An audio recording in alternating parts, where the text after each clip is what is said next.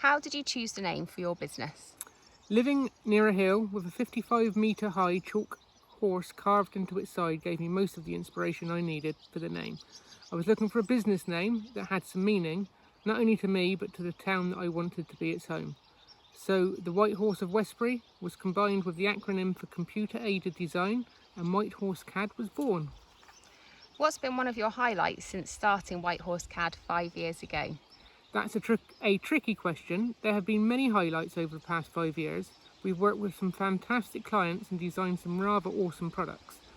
But what makes me smile the most is knowing that White Horse CAD has grown to a size where I can employ local people.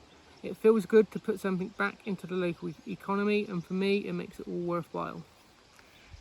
Client confidentiality means we can't share some of our work, but can you give us an example of a recent interesting project? Unfortunately, I can't be specific, but I can say that over the past 5 years I've worked on projects from many sectors, from consumer products to energy, and from kitchenware to architectural metalwork. On a personal level, the most exciting projects are the ones where we have the opportunity to do the most good. So with that in mind, I would say the most exciting projects I've worked on recently are those where I am helping people develop the next generation of surgical instruments and implants. So as a keen walker, if you could choose anywhere on earth to explore, where would you go? If I could go anywhere on earth, I would choose to say exactly where I am. England is a beautiful country. There's still so much of it I've not seen. Dartmoor, the Peak Districts, Yorkshire Dales. Why travel the world when you have such beauty at your fingertips?